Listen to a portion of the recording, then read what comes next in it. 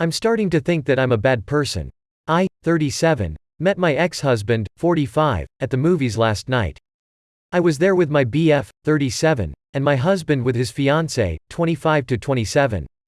When he saw me, he acted like he didn't see me, but his fiancée smiled and came towards us. She congratulated me on my belly, 30 weeks, so my ex-husband reluctantly came over. The fiancée said she didn't know I was expecting and asked her fiancé if he know. Why didn't you say anything? He just mumbled something. She told me they were engaged, and I congratulated them. BF congratulated them too, and when he shook hands with X and wished him luck, X put on the widest smile and said that BF should wish himself good luck for me not to throw him like trash when I'm bored. It became dead silent, and the fiancé was staring daggers at my ex. My ex and I met when I was 20. We got married when I was 25. We had our ups and downs, but for the last 3 to 4 years of our marriage, before it ended in 2020, we had stagnated. Besides the sex, we were growing apart, sometimes not saying 2 words to each other for days. I didn't know it was bad at the time until I one day found suspicious messages on his phone from a young woman. To my surprise, when I was scrolling down, I didn't feel hurt or anger or resentment but immense relief. I could finally admit to myself that I wasn't in love with him anymore, and now I know he's already moved on. I didn't need to feel guilty either. He had fallen out of love with me too. The girl he was texting was his now fiancée. They had an online affair for 2 months since she lived in another city before they decided to meet. I was following this evolution. Watched while they planned the meeting. What was she going to wear? What she liked in bed? You name it. When D-Day arrived, and he told me he was going away for a trip, I kissed and hugged him goodbye. I texted him later that I wanted a divorce. He came home the next day, and we started talking about divorce. At first, he was protesting and doing his part but not really seriously trying. I told him that he cheated on me and that there is no coming back from that. My best friend knew how everything happened. I found out this morning that she had told my husband that I knew he was going to cheat and didn't stop him because I wanted an out. My ex was livid. He felt like I have tricked him and that I have given up our marriage very easily. Also, he was feeling guilty going behind my back when I knew all along. I mean, can he really think my knowing makes his cheating less cheating? My BF was very standoffish towards me this evening. He was thinking about my ex words. I came clean and told him everything, and he was kind of alarmed by my reaction, but honestly, until today I have never even given it a thought that I did anything wrong dealing with our situation. I told my BF that I loved him and that we are a family now and expecting an addition. I don't know what to do. He is very reserved. Should I give it time? Or have I done something wrong and need to make it right? How am I going to make it right? 6 years ago, I switched my wife's cat with a more well-behaved lookalike. 6 years ago, I swapped my then-girlfriend's, now wife's cat with a more well-behaved lookalike. She had an all-black cat that was extremely aggressive. It scratched everyone, hissed at everyone, and didn't use its litter box half the time. My wife insisted she could get it to behave better. One week she went out of town to visit her family and I was supposed to go to her apartment and feed it. The first night I went over, it scratched the crap out of my arm. I joked to the cat that it was not special and that I'll replace it if it scratches again. The joke stuck with me until I thought about it enough that it wasn't a joke. The next morning, I went to the local animal shelter. Found an identical cat who was already litter box trained and acclimated to people but was a little skittish. Its old owner died of a heart attack and the animal shelter people said they think that's why it was skittish. But overall, it was a lot friendlier and better behaved, and the skittishness would help it resemble the original cat. So, I adopted it, took it to my wife's apartment, settled it in, then drove her original cat to an animal shelter a town over. I was paranoid my wife would find out if I took it to a local one. It's been 6 years since then. We got married 4 years ago. We still have the swapped cat. It answers to the original cat's name. My wife knows nothing. She loves this cat and brags about how much better behaved it is. Every time I see it, I feel like a total piece of crap. Edit. For the people saying the other cat was likely euthanized by the shelter, I just double-checked and the shelter I dropped it off at was and still is a no-kill shelter. My wife sleeps like an asshole. To start, I love this woman more than life itself. She is the most selfless, supportive, and loving person I have ever met. Every single day I am with her I am a better person for it. That being said, she sleeps like an asshole. We start all cuddled up like in a Disney movie, snug as a bug in a rug. And then, when she falls asleep, we begin the nightly turf war that is our bed. She will often start with a classic starfish maneuver, spreading her arms and legs to establish a beachhead to begin her insurgence. She will then begin to slowly rotate her body in a counterclockwise fashion, until she is sleeping diagonally across the bed, establishing an ingress with her feet and legs. Then, with a classic pincer executed as ruthlessly as Hannibal himself, she brings her upper body forward, pinning me in and leaving me exactly 2 inches for my insomniac ass to try and sleep on. I then try to slowly slide out of bed, and sleep on her side, in which her reaction is to do the same thing 5 minutes later. I have tried everything. We bought a California king for our tiny bedroom. I establish a green zone with pillows. I have even gently picked her up and slid her to her side, to no avail. The thing is, I can't sleep in an empty bed anymore because I love this dummy so much. It has literally kept me up nights that I end up going to work with no sleep, and I can only sleep the next night out of sheer exhaustion. She also works hard, so I can't wake her up but duck I am tired. I purposefully spilled a giant glass of wine on my mother at my brother's wedding. Last month, my brother got married to the woman he has spent the last 7 years of his life with. My sister-in-law is a wonderful woman, and I am more than happy for the two of them. Well, my mother being the venomous demon she has decided that one of the most important days in her oldest child's life must be made about her in some way. She showed up in an incredibly frilly white bridal dress. Her dress was much more of a bridal dress than the bride's that day as well. She was the talk of the whole event, for all the wrong reasons I mind you. My brother didn't even know if she would show up after a previous meltdown of hers, but he didn't even know what to do when he walked down the aisle to see her sitting in the front row. My sil looked livid as well when she saw her. At the lunch afterward, things only got worse, and I knew my mother was going to ruin this day. So, I decided to take one for the team. We were served glasses of red wine at lunch, and I asked for mine to be filled to the brim. I walked over to where my mother was sitting and tripped, dousing her perfect white dress. I nearly got on my knees groveling to apologize, and she missed the lunch and much of the first half of the reception driving back home, 4-hour round trip, to change into the dress my brother had originally bought for her. Lucky for me, no one cared but my mother. The maid of honor even ended up slipping me a text right after the scene telling me that I deserve an Oscar for my performance. I didn't plan on coming on the internet to brag about destroying a bridal dress and causing a scene at my brother's wedding. But I just received a bottle of red wine from my sil with a card saying, "Enjoy the best bottle of wine I could find, for the best wedding gift you could have given us." I ruined my mom's life and reputation.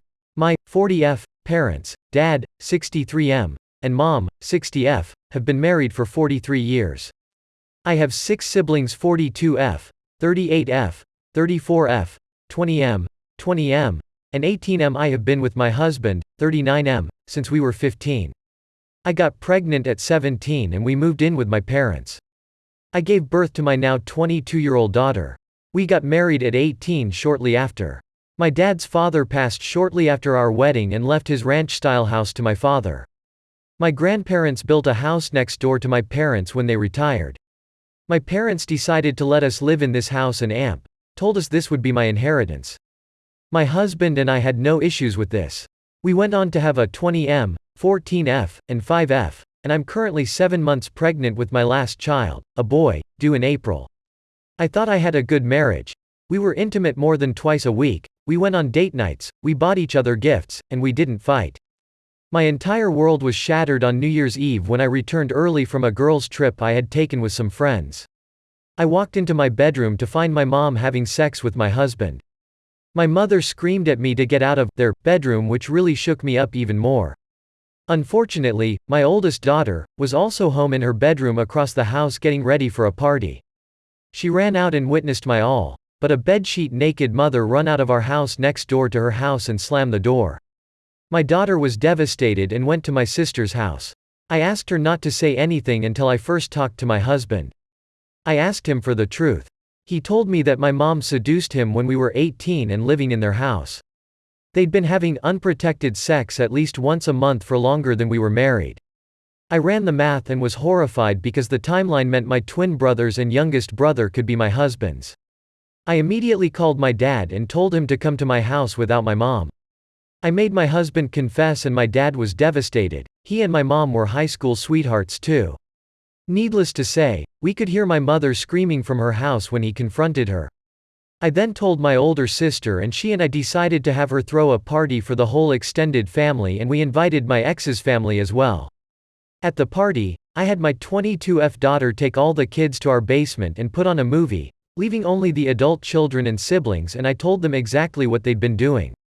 Most of the family is on my side, except my 3 youngest siblings, 38F sister, and my ex's entire family. They all say I'm an awe for dropping this publicly. Word got out and my mom's best friend, who is in leadership at my mom's church, my childhood church, called me to verify. My mom has since been let go as the children's pastor there and she claims I've essentially ruined her reputation and life. My dad kicked her out and she's now living with my 38F sister, and lastly, my dad insisted on a DNA test for the 3 youngest boys before he'd consider anything to do with their marriage. The twins are my husband's bio children. I've since kicked him out and he's living with his parents. My father and I are discussing my moving into his much larger house and him selling my grandfather's house and him giving me the money to buy a new house somewhere else to get rid of the memories. My husband is appalled and furious that I proved he actually is about to have 7 kids, instead of 5, and that I'm going to be taking half his business away from him. My husband started his own HVAC company a few years back and for the first 5 years, I helped him get it set up, ran the office completely, and took time away from my teaching career to help him get this established. In my state, all marital assets, including businesses, are split 50-50. Since the house was still in my father's name, my husband will get no money from the sale, and neither will my mother since inherited assets are not subject to be split in a divorce. My mother is also likely to not get any alimony, as our state is not a no-fault divorce state. I'm now over a month removed, still extremely bitter and angry at my mother, especially at her hypocrisy of calling me a whore and shaming my family, when she's done much worse. I also despise my ex with everything within me now, as he was ducking both my mom and me, in some instances coming to our bed minutes later. He got my mother pregnant less than a week after getting me pregnant, and while I thought it was so cute and fun that I shared a pregnancy experience with my mom, she was carrying my children's half-siblings. He has broken all trust I had in men and is faithful. I have already procured a good lawyer from the firm that helped us in financial matters for both me and my dad is helping pay for it. My twin brothers, one of my sisters, and my entire ex's family have gone no contact with me and my minor children, and my children have essentially lost all of their grandparents but my dad, 2 uncles, and an aunt on my side, and my husband's 3 brothers, due to this mess. I've also developed ulcers and digestive issues because of this, so I'm visiting the doctor soon and I've been in therapy since the first week of January. I've offered this for my 2 adult children if they need family therapy with all of us, but they're doing individual therapy right now. My 14-year-old knows that we're getting divorced and why, and she's so angry at her dad that I struggle to send her to his house on the weekends. I feel like she's old enough to make a decision on that, but I don't want to damage her relationship with her dad. I've told all my kids it's okay to love their dad, even if he hurt me, but the oldest 2 have cut him off 100%. I won't tell my youngest 2 until they're teens why we got divorced, and everyone else has agreed to not spill anything until they're old enough to understand. As for how I had no idea this affair was ongoing, my husband confirmed to me that they would have sex at my mom's office at church, in their cars, and at a motel, and when we built the business, they started having it routinely in his office, once I went back to teaching. They also had it in our houses too when my father would go away on business trips, or I'd be out of town. It was pure happenstance that I came home a day early from a trip because I was uncomfortable from being nearly 7 months pregnant and just wanted my own bed, for me to find out. Knowing they'd be carrying on this full-blown affair still if I hadn't caught them is what I'm still upset about.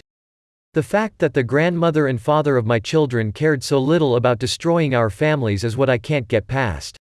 What's hardest for me is that my own mother would do this to me and would continue to do this for years and not caring when it all blew up in her face that she would be destroying her entire family. Edit. Also, to add insult to injury, my husband confirmed in one of our mediated conversations the affair started when I apparently made him angry.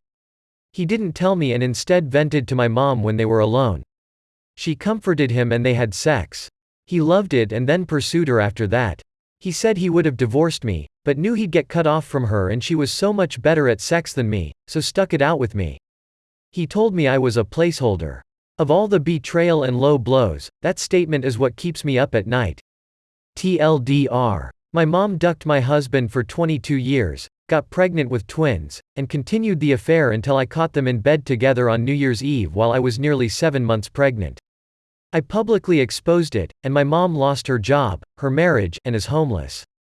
Update. I tried hard to go the route of a mediated divorce, but my ex told me yesterday through his lawyers that he doesn't believe that the baby I'm carrying is his and he wants a DNA test as soon as he's born because he doesn't want to support a child that isn't his. He also believes I routinely cheated on him throughout our marriage and that I knew about his ongoing affair and used that as my excuse to have my own affairs. None of that is true, but I kind of wish it was because it would make the divorce easier.